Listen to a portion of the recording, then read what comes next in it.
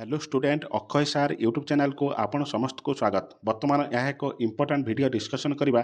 देखंतु आपणकर RI exam रो official month of exam published होची, जहाँ ऑफिशियल वेबसाइट रे गले कैलेंडर रे जाई देखिले आपणकर सेप्टेम्बर मंथ देछि एग्जाम हवा पई ताहा निश्चित होबार अछि। त देखंतु मोर ए चैनल रे वीडियो अछि, ताहा आई बटन रे देई देबी। जदि देखिबा को चाहुचंती एई वीडियो देखि सारिया परे मोर चैनल रे वीडियो अछि देखिबे। वर्तमान आरआई एग्जाम पई प्रैक्टिस निहाती दरकार। आगରୁ ଯେତେ ପଢ଼ିଥିଲେ ମଧ୍ୟ ଏକ୍ଜାମ୍ ସମୟରେ ପ୍ରାକ୍ଟିସ୍ ମକ୍ ଟେଷ୍ଟ ନିହାତି ଆପଣଙ୍କୁ ପରୀକ୍ଷାରେ ସଫଳ କରିବ।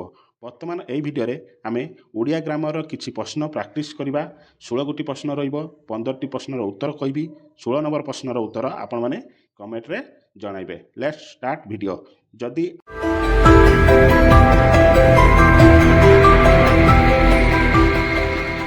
ଆପଣ ଚ୍ୟାନେଲକୁ ପ୍ରଥମ ଥର ଭିଜିଟ୍ କରିଛନ୍ତି, ଚ୍ୟାନେଲକୁ ସବସ୍କ୍ରାଇବ୍ କରିନଥିଲେ ଚ୍ୟାନେଲକୁ ସବସ୍କ୍ରାଇବ୍ କରି ପାଖରେ ଥିବା ନୋଟିଫିକେସନ୍ ବଟନକୁ ପ୍ରେସ୍ କରନ୍ତୁ। ଚ୍ୟାନେଲରେ ଭିଡ଼ିଓ ଅପଲୋଡ଼ ହେଲେ ସର୍ବପ୍ରଥମେ ଆପଣଙ୍କ ପାଖରେ ନୋଟିଫିକେସନ୍ ଯିବ। ଆପଣଙ୍କ ସାଙ୍ଗମାନଙ୍କ ସହିତ ସେୟାର କରନ୍ତୁ। ଆପଣ ଜାଣିବା ସହିତ ଆପଣ ସାଙ୍ଗଙ୍କର ମଧ୍ୟ କାମରେ ଆସିବ। ଚାଲନ୍ତୁ ଫାଷ୍ଟ କ୍ୱେଶ୍ଚନ୍ ଡିସ୍କସନ୍ କରିବା। ଦେଖନ୍ତୁ ଫାଷ୍ଟ କ୍ୱେଶ୍ଚନ୍ କ'ଣ ଦେଲା, କେଉଁଟି ଜଳର ପ୍ରତିଶବ୍ଦ? ପ୍ରତିଶବ୍ଦ କ'ଣ? ପ୍ରତିଶବ୍ଦ ହେଲା ଗୋଟିଏ ଶବ୍ଦର ଅନ୍ୟ ଗୁଡ଼ିକ ନାମ। ତାହେଲେ ଦେଖ, ଜଳର ପ୍ରତିଶବ୍ଦ କ'ଣ କ'ଣ? ଜଳକୁ ଜୀବନ କହିବା, ବାରି ମଧ୍ୟ କହିବା, ଆଉ କ'ଣ କହିବା, ଉଦକ କହିବା, ଅମ୍ବୁ କହିବା, ସଲିଳ କହିବା, ଅମୃତ, ନୀର, ଏଭଳି ଶବ୍ଦ। ତାହେଲେ ଏଠି କେଉଁ ଶବ୍ଦଟା ଅଛି? ଅପସନ୍ ସି ଅମୃତ ରାଇଟ୍ ଆନ୍ସର୍। ଚାଲନ୍ତୁ ଭିଡ଼ିଓଟି ଲାଇକ୍ ନ କରିଥିଲେ ଲାଇକ୍ କରନ୍ତୁ। ସେକେଣ୍ଡ କ୍ୱେଶ୍ଚନ୍ ଦେଖନ୍ତୁ କ'ଣ ରହିଲା, ପଦ ଦୃଷ୍ଟିରୁ କେଉଁ ଗୋଟିକ ଭିନ୍ନ ଜାତୀୟ? ଦେଖନ୍ତୁ ପଦ ଦୃଷ୍ଟିରୁ କେଉଁ ଗୁଡ଼ିକ ଭିନ୍ନ ଜାତୀୟ? ତୁମେ ଏବଂ ସେମାନେ ମୁଁ। ତାହେଲେ ତୁମେ ସେମାନେ ମୁଁ ଏଟା ଗୋଟେ କ'ଣ ପୁରୁଷବାଚକ ଶବ୍ଦ, ଏବଂ ହେଉଛି ଗୋଟେ କ'ଣ ସଂଯୋଗବାଚକ ଶବ୍ଦ। ତାହେଲେ ଅପସନ୍ ବି ଏହାର ରାଇଟ୍ ଆନ୍ସର୍। ନେକ୍ସଟ ଦେଖନ୍ତୁ, ତାଙ୍କ ବିନା ମୁଁ ଏହା କରିପାରିବି ନାହିଁ। ତାହେଲେ ଏଇ ଯେଉଁ ବିନା ଶବ୍ଦଟି ରହିଲା, ଏଟା କେଉଁ ପ୍ରକାର ଶବ୍ଦ ବା ପଦ? ତାହେଲେ ଦେଖନ୍ତୁ ବିଶେଷ୍ୟ ହେବ ନା ବିଶେଷଣ ହେବ ନା ଅବୟ ହେବ ନା ସର୍ବନାମ ହେବ? ତାହେଲେ କେଉଁଟା ହେବ? ଅବୟ। ଅପସନ୍ ସି ଏହାର ରାଇଟ୍ ଆନ୍ସର୍। 4 ନମ୍ବର କ୍ୱେଶ୍ଚନ୍ ଦେଖନ୍ତୁ, ଶୋଇଲା ପୁଅର ଭାଗ ନାହିଁ। ଏହି ବାକ୍ୟରେ ଶୋଇଲା କି ପ୍ରକାର ପଦ? ତାହେଲେ ବିଶେଷ୍ୟ ହେବ ନା ବିଶେଷଣ ହେବ ନା କ୍ରିୟା ହେବ ନା ଅବୟ ପଦ ହେବ? ତାହେଲେ ଅପସନ୍ କେଉଁଟା ହେବ? ଅପସନ୍ ବି ବିଶେଷଣ। ତାହେଲେ ଶୋଇଲା ପୁଅ, ପୁଅକୁ ବିଶେଷ କରୁଛି ଶୋଇଲା। ତାହେଲେ ଅପସନ୍ ବି ହେଉଛି ବିଶେଷଣ ପଦ। ଗୋଟେ ବିଶେଷ୍ୟକୁ ଯେ ବିଶେଷଣ କରେ ତାକୁ ବିଶେଷଣ କୁହାଯାଏ। ନେକ୍ସଟ ଦେଖନ୍ତୁ 5 ନମ୍ବର କ୍ୱେଶ୍ଚନ୍, ଭିନ୍ନ ଜାତୀୟ ଶବ୍ଦଟିକୁ ବାଛ। ଦେଖନ୍ତୁ ସୁନା, ରୂପା, ମାଟି, ଏ କ'ଣ? ଏ ଗୋଟେ ଧାତୁ ଜାତୀୟ ଧାତୁ। ତାହେଲେ ଗଙ୍ଗା ହେଉଛି କ'ଣ? ଗୋଟେ ନଦୀ। ତାହେଲେ ଅପସନ୍ ସି ଏହାର ରାଇଟ୍ ଆନ୍ସର୍।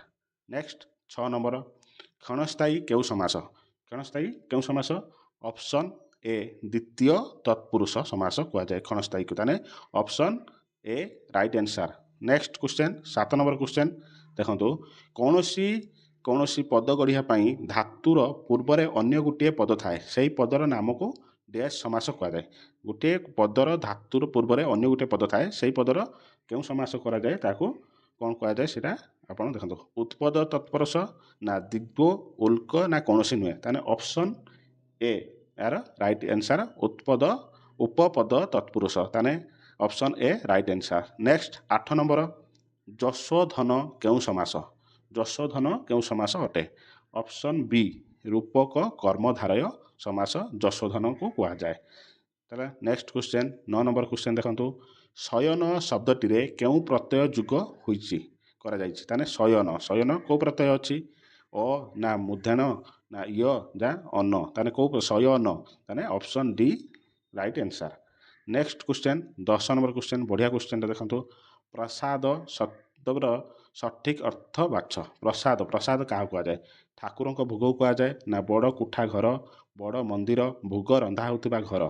ତ ବଡ଼ ମନ୍ଦିର ହେବନି, ଭୋଗ ରନ୍ଧା ହେଉଥିବା ଘର ହେବନି, ହେଲା ବଡ଼ କୋଠା ଘର ନା ଠାକୁରଙ୍କ ଭୋଗ? ତାହେଲେ ବଡ଼ କୋଠାକୁ କ'ଣ କୁହାଯାଏ? ପ୍ରାସାଦ କୁହାଯାଏ। ଯେଉଁଟା ଠାକୁରଙ୍କ ଭୋଗ ସେଇଟା ପ୍ରସାଦ। ତାହେଲେ ଅପସନ୍ ଏ ରାଇଟ୍ ଆନ୍ସର୍, ଠାକୁରଙ୍କ ଭୋଗ। ନେକ୍ସଟ 11 ନମ୍ବର କ୍ୱେଶ୍ଚନ୍ ଦେଖନ୍ତୁ, ଅପସଂସ୍କୃତିର ଅର୍ଥ କ'ଣ? ଅପସଂସ୍କୃତିର ଅର୍ଥ କ'ଣ? ତାହେଲେ ଅପସନ୍ ଏ ଦେଲା ଅପ ଅଟେ ସଂସ୍କୃତି ନା ଅପର ସଂସ୍କୃତି, ଅପ ଓ ସଂସ୍କୃତି, ସଂସ୍କୃତିର ସମାହାର। ତାହେଲେ କେଉଁଟା ରାଇଟ୍ ଆନ୍ସର୍ ହେବ? ଅପସନ୍ ଏ ଅପ ଅଟେ ସଂସ୍କୃତି। ତାହେଲେ ଅପସଂସ୍କୃତିର ଅର୍ଥ ହେଲା ଅପ ଅଟେ ସଂସ୍କୃତି। ନେକ୍ସଟ କ୍ୱେଶ୍ଚନ୍, ଭିଡ଼ିଓଟି କେମିତି ଲାଗିଲା କମେଣ୍ଟ ମାଧ୍ୟମରେ ଜଣାନ୍ତୁ। ଚାଲନ୍ତୁ ଭିଡ଼ିଓ ଲାଇକ୍ ନ କରିଥିଲେ ଲାଇକ୍ କରନ୍ତୁ, ଲାଇକ୍ କଲେ କୌଣସି ପଇସା ପଡ଼ିବ ନାହିଁ। ଚାଲନ୍ତୁ ନେକ୍ସଟ 12 ନମ୍ବର କ୍ୱେଶ୍ଚନ୍ ଦେଖନ୍ତୁ। କେଉଁଟି ପଦ୍ମର ପ୍ରତିଶବ୍ଦ ନୁହେଁ? ତାହେଲେ ପଦ୍ମର ପ୍ରତିଶବ୍ଦ ନୁହେଁ। ତାହେଲେ ପଦ୍ମର କ'ଣ କ'ଣ ଅମ୍ବୁଜ ବି ଅଛି, ସାରସ ଅଛି, ପଙ୍କେରୁହ ଅଛି। ତାହେଲେ କିଏ ରହିଗଲା ସରିତ। ତାହେଲେ ଅପସନ୍ ଏ ଆର ରାଇଟ୍ ଆନ୍ସର୍। ଅପସନ୍ ଏ ସରିତ ପଦ୍ମର ପ୍ରତିଶବ୍ଦ ନୁହେଁ। କମେଣ୍ଟରେ ଜଣାନ୍ତୁ ସରିତ କାହାର ପ୍ରତିଶବ୍ଦ ଅଟେ। ଚାଲନ୍ତୁ ନେକ୍ସଟ ଗୋଟେ ଆସିଲା ରୂଢ଼ି ବା ଲୋକବାଣୀ ଦେଖନ୍ତୁ। ଦେଶ କେ ଫାଙ୍କ ନଈ କେ ବାଙ୍କ, ଲୋକବାଣୀର ଅର୍ଥ କ'ଣ?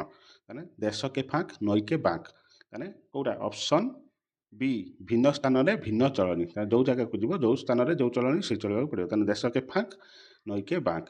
ତାହେଲେ ନେକ୍ସଟ କ୍ୱେଶ୍ଚନ୍ 14 ନମ୍ବର କ୍ୱେଶ୍ଚନ୍। କେଉଁଟି ଗୁଣବାଚକ ବିଶେଷଣ? ଦେଖନ୍ତୁ ଦେଖନ୍ତୁ କେଉଁଟି ଗୁଣବାଚକ ବିଶେଷଣ? ତାହେଲେ ଅପସନ୍ ଏ ସରଳ ଲୋକ, ଏଇଟା ଗୁଣବାଚକ ଅପସନ୍। ତାହେଲେ ରାଇଟ୍ ଆନ୍ସର୍ ଅପସନ୍ ଏ ସରଳ ଲୋକ। ନେକ୍ସଟ କ୍ୱେଶ୍ଚନ୍, ମା ଦରଜିକୁ କନା ଦେଲେ, ଏଇ ବାକ୍ୟରେ ଦରଜି ପଦରେ କେଉଁ କାରକ ହୋଇଛି? ଦେଖନ୍ତୁ କେଉଁ କାରକ? ମା ଦରଜିକୁ କନା ଦେଲେ, ତାହେଲେ ଆର ଅପସନ୍ ଡି କର୍ମକାରକ। ରାଇଟ୍ ଆନ୍ସର୍ ଅପସନ୍ ଡି କର୍ମକାରକ। ଦେଖନ୍ତୁ 16 ନମ୍ବର କ୍ୱେଶ୍ଚନ୍, ଯାହା ଆପଣ ଏଇଟା ହୋମ୍ ଟାସ୍କ କମେଣ୍ଟ ମାଧ୍ୟମରେ ଜଣାଇବା ଆର ଅପସନ୍ କେଉଁଟା ଠିକ୍ ଅଛି। ଛାତ୍ରଟି କଲମରେ ଲେଖୁଛି, ରେଖାଙ୍କିତ ଅଂଶଟି କେଉଁ କାରକ?